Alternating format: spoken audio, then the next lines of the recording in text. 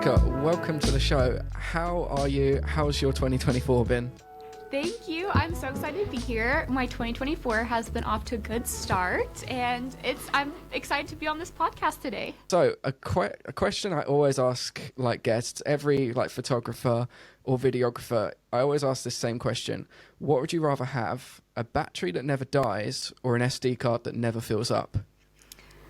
Oh, that is a good one. I would go with a battery that never dies because that's probably the more annoying thing to have to change out, and they're heavier and you have to carry around more. Whereas SD card, you can just swap it out pretty easily and it doesn't take up much room. So I would go with battery that never dies. Plus, not having to charge it and not having to remember to charge the batteries would be so convenient. That would be amazing. The fact that you rarely need to take them out your camera bag would be just like a weight off my shoulders. So Jessica, how did you get into photography? What drew you to photography and wanting to do that as your career? Yes, so I started photography like many people my age. I'm on the cusp of millennial and Gen Z, so I'm 28.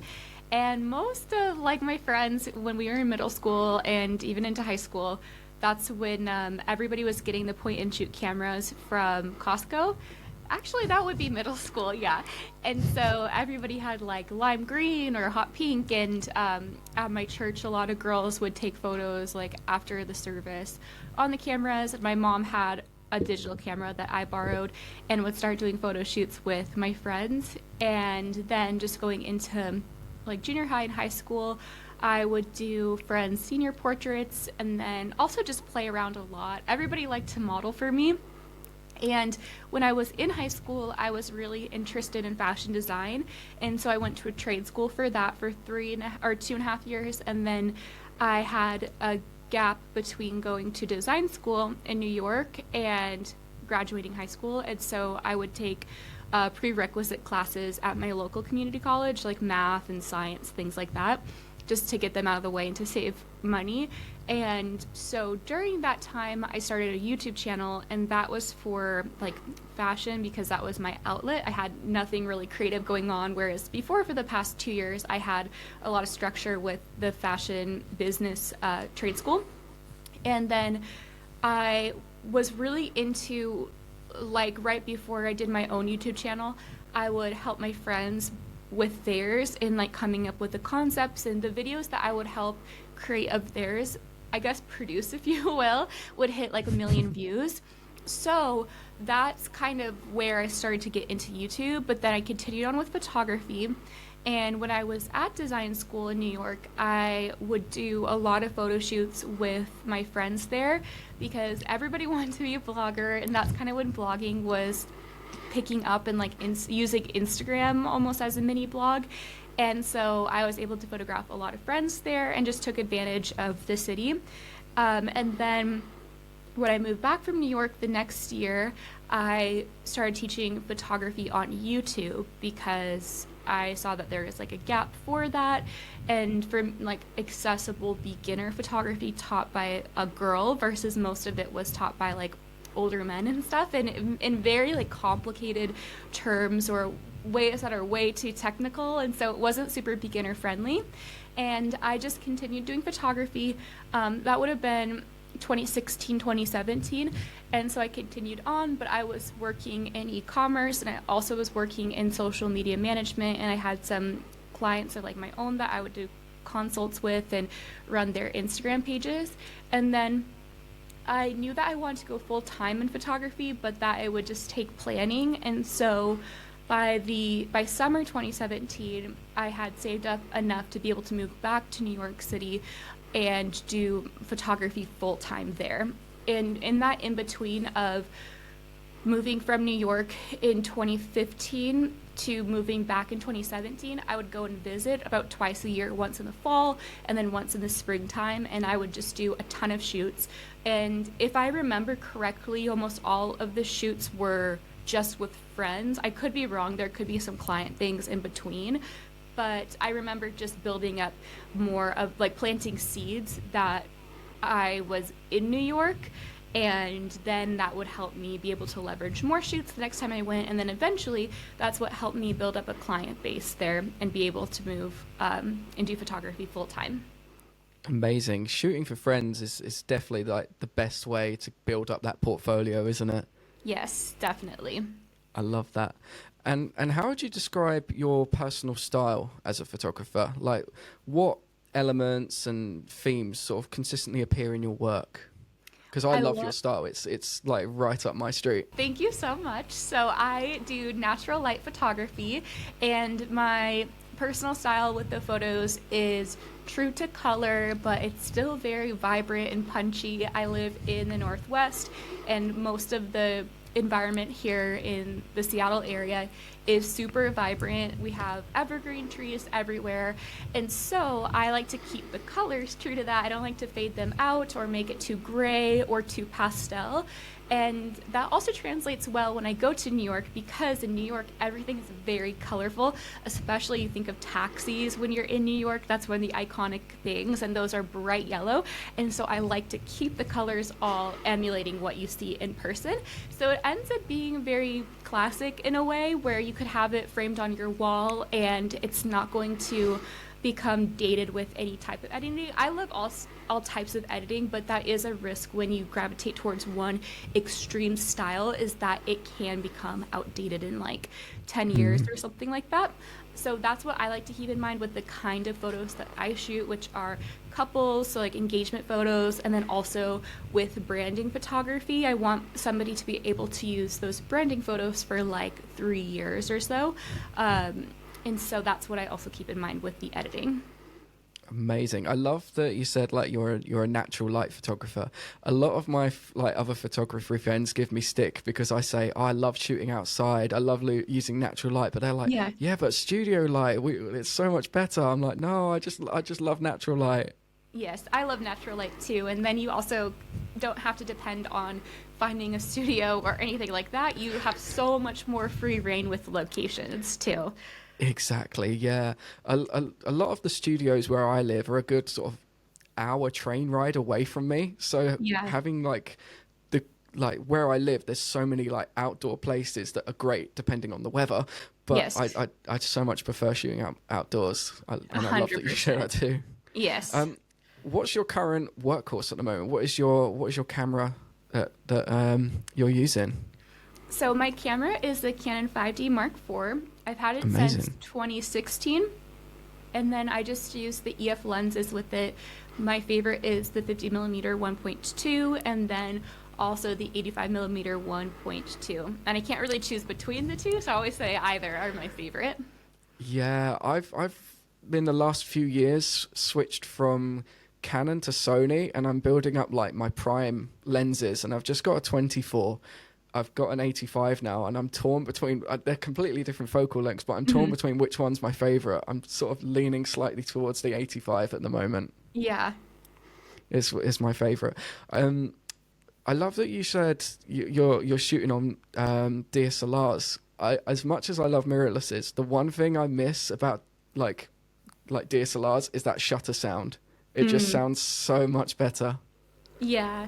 I think for me, I like mirrorless, but I just can't afford to switch. And They're really expensive. yeah, it's very expensive, and I've had many opportunities to shoot with mirrorless with the corresponding lens, so not with an adapter. It just having had those experiences, it's like I know that I would want to switch all the lenses out as well. So that's where it comes like a 10 grand price tag that is just not realistic for me. Yeah. So that's the main reason I haven't switched. And also I think with what kind of photography I do doesn't really warrant a total switch over. If you do like events or weddings or newborns or even families, I get it. But for me, with the branding photos and even engagements, people there, I don't have so many different people that I have to like worry about getting in focus, and everybody's moving around. And so for me, I can't justify it quite yet. Maybe that will change. Yeah, I completely understand that. If you were shooting something like, I don't know, like live music or Yeah. like sports photography where you need like really, really fast autofocus and burst rates, then I can understand the mirrorless switch. But for shooting people, that's perfect, isn't it? Yeah. Amazing. So what's your like creative process like? some people love a good old Pinterest board. I love making Pinterest boards. Bit of lo-fi music and making a Pinterest board is like one of my favorite things. It's one of my favorite parts of the job. What's your process? For me, when I'm coming up with creative photo shoots and concepts, I do like Pinterest. I also like to go, well, my favorite way to get inspiration is offline. So for me, one of my favorite hobbies is going to antique stores or vintage stores. And I mean, 90% of the stuff there is like old grandpa mahogany bookcase, smelly, crusty, dusty. But there's little pieces that I still can pick out and just bring me inspiration, whether it's the color palette on some kind of flatware, or if it's an antique book that I like the font of or the design of. I have a collection of antique books that I just also like to use as props sometimes, but mostly just to have on my bookshelf as decoration. And so I see on your stories, sorry to interrupt, your house. I love seeing your house updates. It looks amazing. Thank you. My style for my home is very colorful and maximalist, and it's all pink. It's like a Barbie dream home, but like Art Deco and a bit more vintage style. I love that.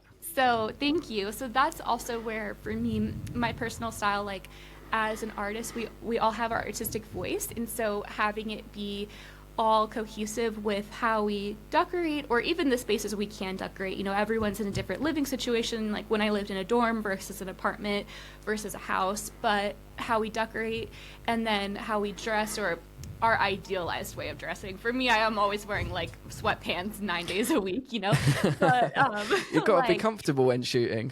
Yes. And so I feel like it all ties together with the photography. And so when I'm coming up with those creative shoots, I love to go in person for inspiration. And for me, I do follow a lot of photographers on Instagram because I try to follow everybody who joins the Facebook group. I haven't done that recently because it can get a bit overwhelming, but I have a Facebook group, and so I'm part of it. I love it. Thank you. That's a way I can connect, but I really am not on Instagram very often because I have it on a separate, like an old iPhone that I use for my work phone, because I also don't want to get inspiration from other photographers in where it's like then I am having my own like inspiration kind of swayed in a way, even if it's subconscious. So that's why I like searching in person for ideas. Pinterest is also an amazing resource, but I also love to follow like some of my favorite clothing brands and things, how they style maybe their models for their like fashion week or something, their presentations. That's a way I can get inspiration for maybe styling a model. But yeah, that's how I would search, is mostly in person. I love that. There's a little shop. It's called the Fleetville Emporium in my little town of Hitchin. It's sort of like a thrift shop for in America. Loads of old like vintage stuff. They got like vintage like Pentax cameras, and then all upstairs there's all this like really like battered bookshelves and stuff. I might have to pay a visit there and see if I can find some inspiration. That's so awesome. That's awesome. And there's some really cool ones in London as well. You're coming to London in October. Yes. Amazing. I love the bookstores in London are my favorite to go to, especially. I did a shoot once. I'll have to try and send you the link. It was the Queen's. I did a shoot at this location. It was the Queen's private and official book retailer. So every week the Queen would have someone sent to this bookshop, and like 10, 15 books would be taken from the bookshop and delivered directly to the palace. It was an amazing bookshop. Cool. Like, that's super cool. Huh. It's really, really cool. I have to try and remember the name of it. It was in like Mayfair area, which is also a really great spot for shooting. Yes, it's very cute over there. It really is. So you touched on Build and Bloom, your Facebook group and also podcast. So where did that inception come from? So I started Build and Bloom.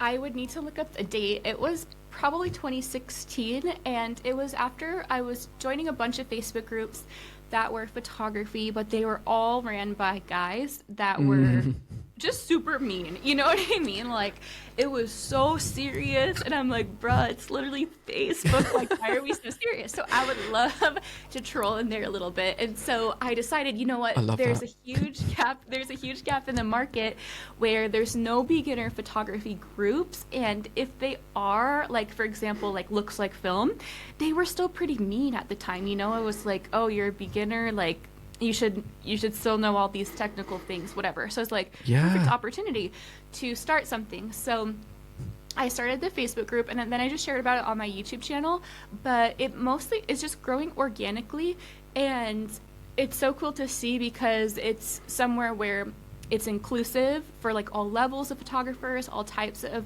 photographers, and then it's also kind and encouraging, which is kind of the opposite of the other Facebook groups I had joined.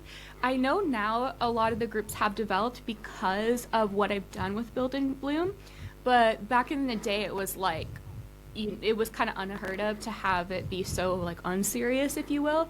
And I loved going live in the Facebook group when live had just come out or was already out or something, and I'd do like a face mask and answer questions. And so now it's just developed more, and it's a great place where people can just ask any question about their business and get not just my perspective but others. And so it's been cool to see it grow, and in 2018 I did some live free workshops.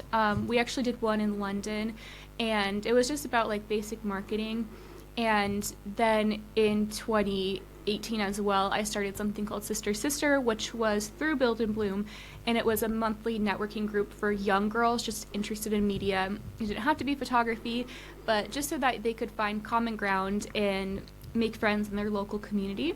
And we're actually starting back up Sister Sister this month, just here in Seattle at the end of 2019, or summer 2019 when it was ending. It was actually right before COVID, so that's why it's been so long since I've started up again. But we were in like 16 United States cities, so I'm starting it again, Wow. but it's just going to be in Seattle for now. So it's been fun to Amazing. blend the in-person and online. I bet it's going to be really nice to do some like in-person sort of like group meetups and stuff. Yeah. I really love the in-person things.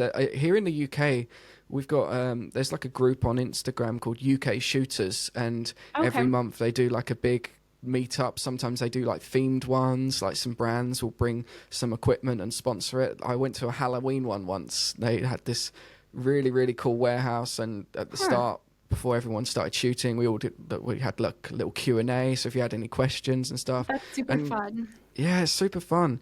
Your Facebook group, the vibe I get from it is no judgment, and I think that's Yes. so important. Oh, that's so good that you get that vibe, because that's exactly what the point of it is, exactly.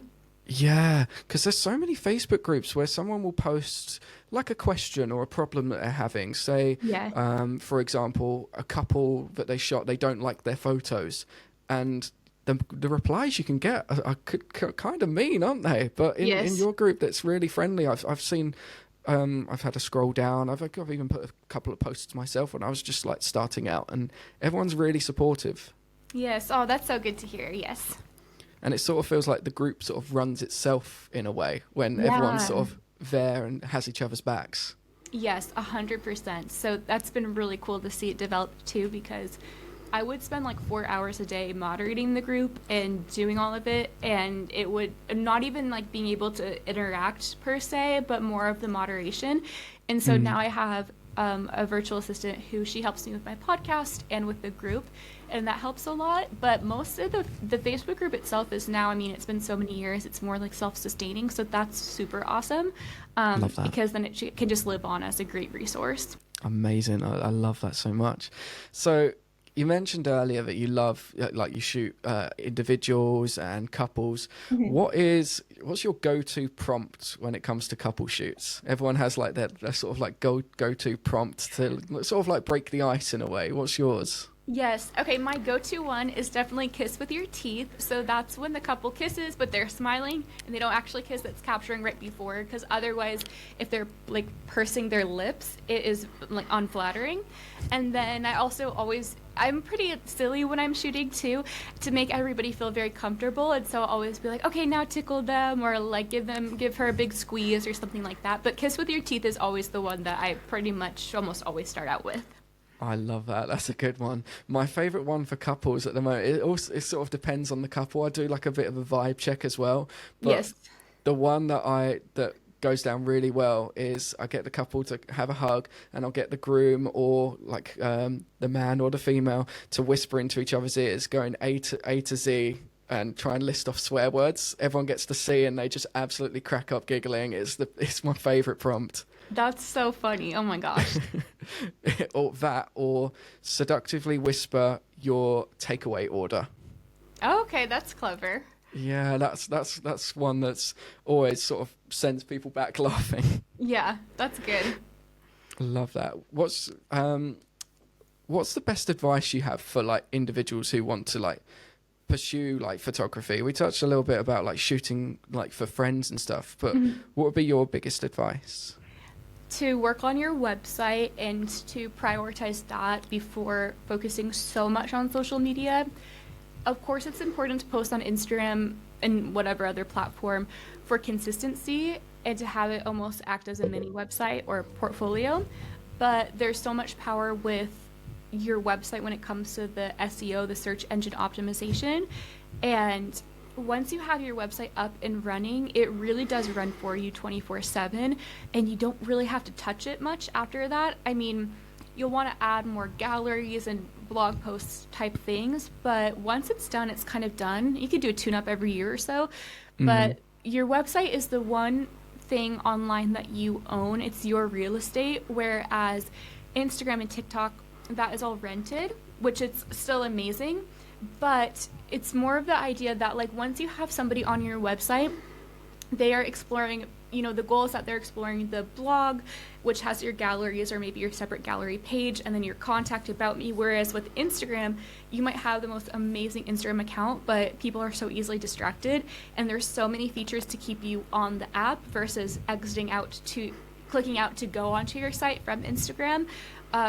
Even for me, sometimes it's like when I will post a photo, and I still will tag, but I even get nervous. I'm like, oh my gosh, well, if I had this call to action to go and book me on my site, and then I have the person tagged in the photo, then that is like 50% chance in my mind that they're going to just click the person's tag to see versus following through with the call to action of the caption. Whereas if I can have a blog post on my website be keyworded nicely, and to be talking about like a local booking in Seattle, and then my gallery, and then I have all these buttons and calls to action within the post, they're way more likely to stay on my website and actually either go and book me or like and do an inquiry on my contact form. So excuse me. Bless you. So I understand that Instagram is so much more fun to do, but your website is really the top priority when you're first starting out your business, or if you've been doing it for a while and you have known your website needs to be touched up or you need to click publish. That's really what you need to prioritize and get it done earlier in the year before it becomes like busy season. It's kind of scary launching a website because obviously Instagram handles, TikTok handles, you know, I kind of get the sense that they can be a little bit disposable, but getting that website domain is, you know, that's something that you paid for. It can be quite daunting to like press publish on your site that you've either put a lot of effort into or not put a lot of effort into. Yeah. What's say like 2 or 3 things that every photographer should have on the website? You mentioned one earlier. I've worked on mine quite a lot as well, and that's like contact form, contact sheet kind of thing. Yes, so that's a really good question. The main thing on your homepage, and my website designer taught me this, and she did my site in 2019, and I haven't changed the design, and it's now 2024. So that really can stand the test of time. Is when you have your website, it's totally branded to what you want, and it's done well. It's either worth the investment of money if you're hiring somebody to do it for you, or the time of you building it out, because it can stand the test of time. So one thing that she has taught me, and I've regurgitated this information any chance I can get, is there's something called be above the fold. So when you're scrolling on your website, before you even scroll down, it needs to be super clear and written out who you are, so what your name is, where you book, where you're located, and what kind of photography you do. So for example, let's say your name is, hello, my name is Julia. I'm a family photographer based in Nashville, Tennessee. And that way, people are not playing guessing games about where you're based out of, or does she offer wedding photography. We can get really caught up as artists to make our homepage very artsy and maybe just have a big banner of a couple, but you would be really surprised, and I've reviewed so many websites over the past couple of years that don't have this key information on the homepage at all, let alone before you even scroll down, because we have to think about it from the perspective of, if you're a potential client who is Googling Nashville photographer and you have you're not interested really in photography, so you don't have one person in mind, you're just kind of shopping around, and if you have, they're going to have maybe 5 websites pulled up at a time, and whoever has the most clear information on their site is most likely going to be the one that they reach out to. Maybe they reach out to 2 or 3, and then it's like whoever answers their questions the fastest is most likely going to be the one to actually be able to have their contract and invoice done and booked, because a lot of the times budget isn't always the reason that people don't go with a photographer. It might be because a different photographer beat you to the punch with providing, here's the rate, here's all the information, answering any like frequently asked questions. So that's another thing I recommend on your website, is to have a booking page, or it could be on your contact form or about, but I like having a separate booking page that has all the information, like location ideas, the pricing, as well as a frequently asked question area, so that by the time they reach out to me on my contact form, I've already answered most of their questions and they have answered the questions that I need to book them. So even, for example, let's say it's they're reaching out for an engagement photo shoot. I need to have the partner's name and the partner's email address, because that's something I need for the contract. So that's something I put in my contact form as well. So thinking about all those little details that people would go back and forth with you about in your inbox. It's sort of like you have to zoom out in a way and put yourself in the position of the customer in a way, like what sort of think about what sort of questions you want to ask, and if the website from the offset is answering them, then we're most likely to choose you, aren't we? Yes, 100%. And I love that you list like packages and stuff on there as well, because that also alleviates a bit of back and forth. I like to list my packages publicly and stuff. Some people are like, don't list your prices, let them email you, and I'm like, but that's just one more job for the potential client to be doing, isn't it? Yes, 100%. When it comes to New York, how do you, you mentioned like you book in New York.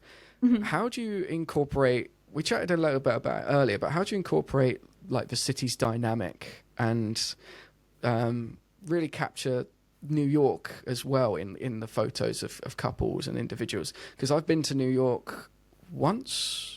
I'm trying to think now. Yeah, I've been to New York once, and oh my God, I love it there. I can't wait to go back. So yeah, how do you capture New York in there? Because I know that's like a big part of you as well. Yeah, so I always am going to suggest locations to clients that kind of have some kind of landmark in a way. So whether it's something like Central Park, which is just a very iconic and recognizable location, or if they want to do a photo shoot maybe out on the street, but it could look like any other city. It's like, okay, there's gray buildings. I'm going to make sure that, especially if they want the photos to echo New York, whenever there's a taxi cab coming, I have my eyes out for a taxi cab that I can have in the background of the photo. So it's all about picking a location that has some kind of New York landmark in it. A good example would also be like the Brooklyn Bridge, or also, and then with that being said, having as much as you can incorporated that are these little what's the word I'm looking for? Little Elements. details, elements. Yeah. That's it. Yeah. Looking for. And then also with that, making sure that I'm incorporating as many elements of New York as I can. So for example, the taxi cab. And it's not going to be in every photo, but with a gallery for a client who's booking me for New York City, they want to have a cab in it or one of the tree-lined streets or having a lot of the architecture in it. So that's how I kind of navigate making sure that the New York photo shoots look like they're in New York versus here in Seattle or another city. See, here in the UK, the equivalent of the yellow taxis, our taxis are black. Our taxis are really boring. They blend in. So we've got the big double-decker red buses. Yes. So yes. that's sort of like the recurring character of London, and England is big red buses. Totally. What's your favourite sort of season to shoot in when it comes to New York? I went in December, or was it late November? I went just as they put up the Rockefeller tree. I can't remember what time of year that is. Yes, yeah, like December. Yeah, I went the week that they lit the tree up, and it was covered in snow. I remember I said to my wife, I was like, I really want to go to B&H whilst I'm here. I want to go to B&H. I want to see the little carts flying around, even though it was like pouring with like snow and it was freezing cold. I was like, yeah, we're doing it. So what's your favorite season in New York? Yes. Okay. My favorite season for photo shoots would probably be spring and early summer because of how bright New York is with all the trees and the flowers.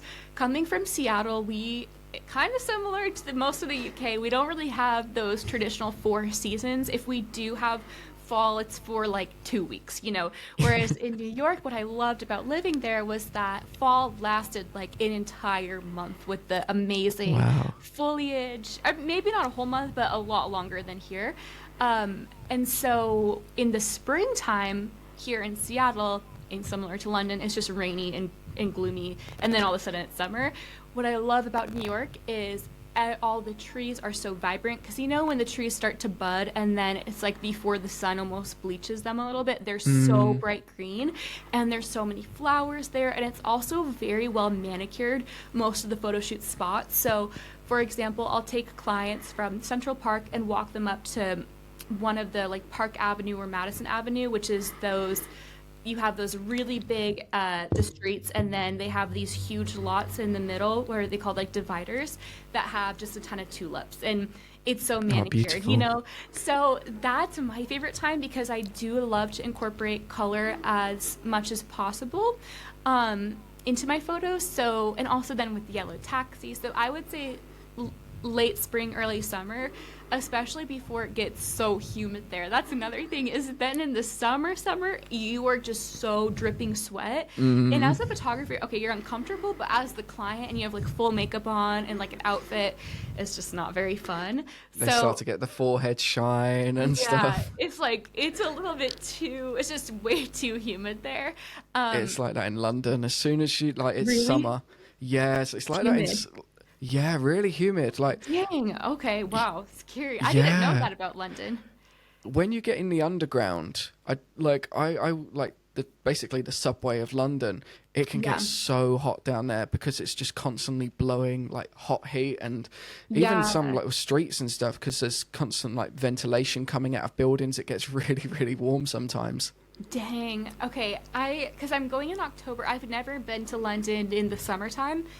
So I thought, it won't be humid there, but that's good to know so that I won't go, because I can't with the heat. So same. That's good to know. I wouldn't expect that there, because here in the Northwest, it doesn't get very humid at all, and we're kind of on the same longitude or whatever, but good to know.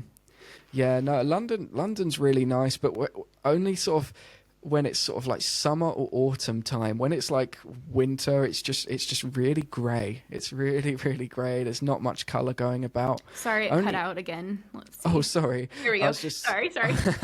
I was just saying, but in the summer, London is amazing. It's like really, really bright, but then on a rainy day, it just looks like a different place. It just turns all grey, and it's sort of like a black and white photo in a way. Yeah. So I'd love to chat about like the future, like your future predictions for photography. Like, AI is amazing and scary. Like, do you use like any AI in your like business and workflow?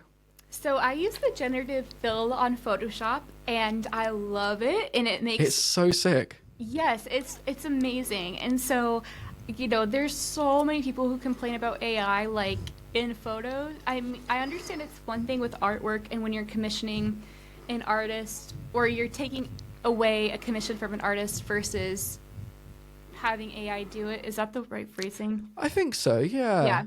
And it's like you're $1 million company and you're having AI do it. But when it comes to photographers, it can make our job so much easier. It can make the final product so much more polished. We can even accomplish things that maybe like somebody who's beginning out in photography and they just know Lightroom, they don't know how to fully get rid of, let's say, a trash can or something because it's like, I don't know, it's too difficult and there's something in front of it. It's like it's going to be able to deliver a better product to your client and also faster than to the client. So I think that it's great. And I use like Imagine and Aftershoot, and both of those you can basically sync up with Lightroom, and it's just pattern recognition for how you edit your photos, and it saves you a lot of time because it can just predict. But there's always going to be pushback. So I had some people in the group it's usually more old school photographers be like, oh, that's like cheating, but really it's not, because it's simply pattern recognition from your own catalog. So exactly, yeah. Yes, so I think it's like when AI is such this huge idea, and so it's hard to kind of compartmentalize it just in photographers who are delivering like weddings and stuff. It's not like we're taking away jobs from like models or anything like that. But then there's also the negative side with photography with AI is then when brands will, like I guess said before, they won't hire a photographer or a model. There was actually this makeup brand, I guess, which did a whole AI campaign with their products, but that's so bad. It's like probably the best example though, because it's not even the product on an actual person and like the proper color payoff or the wearing of the product, and then they're advertising it. So it definitely is, it's good and it's bad. But for photographers, I mean, if you're going to be able to deliver your images faster and provide an even better final product that you wouldn't have had the skill set to produce, why not? I think it's so amazing. It's just a great asset to have sort of in your arsenal. I love the generative fill, or the AI sort of the photo expander. I had a client just a couple of weeks ago, actually. They were like, oh, I really, really love this photo, and this photo was portrait, and they were like, we kind of need this one for a banner. We really want this photo. Do you have like a landscape version? I had a little look through the raws. I was like, oh no, I didn't shoot a landscape version. AI expander made a, luckily it was in like a woods, so I just expand the trees and the forest, and it was like, here you go. Yeah, it's amazing. It's so awesome. Yeah, it's really cool. You touched on the negative side. One thing I was looking at the other day, I get a lot of, I've not got YouTube Red or whatever it's called, YouTube Premium, so I constantly get all the YouTube ads, and the one that pops up the most is that Google Best Take. The one that... No, what is that?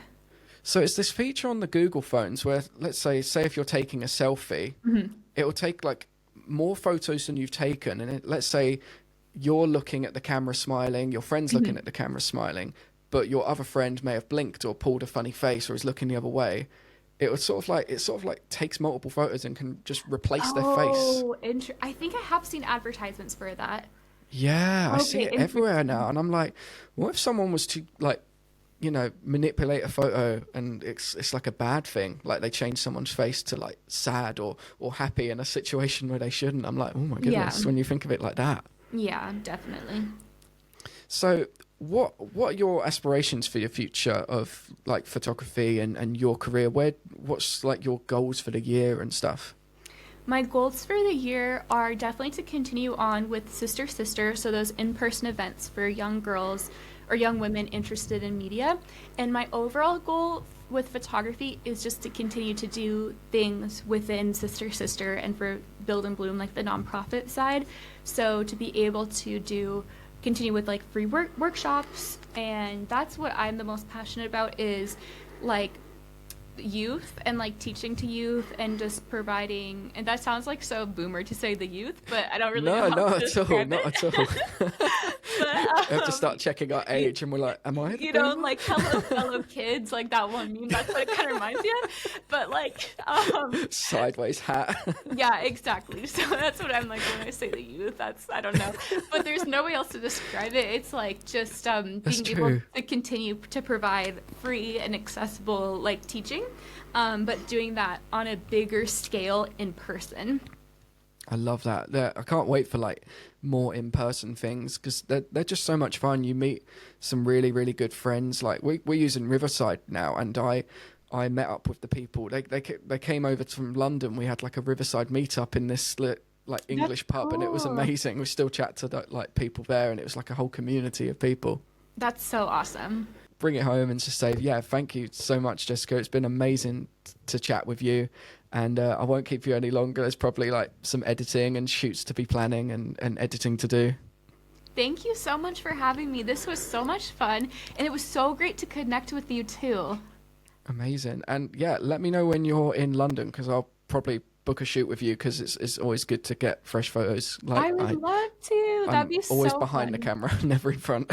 Yes, I would love to do some of you and your wife. That could be so cute. That could be fun. Yeah, we're expecting a baby in May, so no way. It might it'll be 3 of us.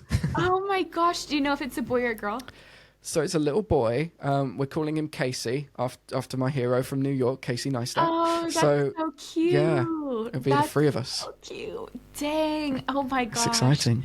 That'd be so fun. How far away do you guys live from London? About half an hour on train, 45. Oh, nice. Depends what train we get, really. Like, nice. if the trains are running. Yeah. Is it like in London? Because I booked an Airbnb where it's just like this lady renting her room from her, and she's in Fulham, I think I've never been there, but Fulham. But then I had some of my friends be like, you should just look for somewhere out of the city, and then you can get a whole Airbnb. But is it pretty convenient with the train? Yeah, it's super convenient. Wherever you stay, like in London, it's like, yeah, really easy to get to. Like everything's sort of like 15, 20 minutes away on the bus or sorry, on the train or the Uber. And Okay, it's so really easy to navigate as well. Okay, so it would be worth it to look at Airbnbs further out. Because then I was thinking, because I'm bringing my dog with me, and her place is going to be fun, but her place is pet friendly, but she has a dog. And I was like, what if though I have to go to like the store and I can't bring my dog with me into the store? So it's going to just be, I don't know. I'm like, maybe I do want to have my own space. But okay, that's good to know. I'll look further out. But yeah, I'm excited. I've been there quite a few times, but only in the winter, or I've gone in October before, but it's never for longer than like a week, and I love it there. And so I'm like, you know what, I kind of want to switch it up, and October is a good time of year, you know, it's like it is, yeah, nice weather. And now that thank God you said about the humidity thing, because I was on Airbnb earlier today looking at places, and I was like, should I consider earlier in the summer, like August? Okay, now I know. I'm so glad that you said that, because I would have done August and then been miserable. It's surprising how quickly you get warm when sort of going around London. Because there's been times where I've had like 2 or 3 shoots a day, like in one day, and in London they're all at different corners of the city. So I'm like on and off of trains, got my camera bag on my back. It might be cold outside, but I'm constantly warm from like the underground and the train station. Yeah, you get warm really quickly. I would never expect that there, but that's really good to know.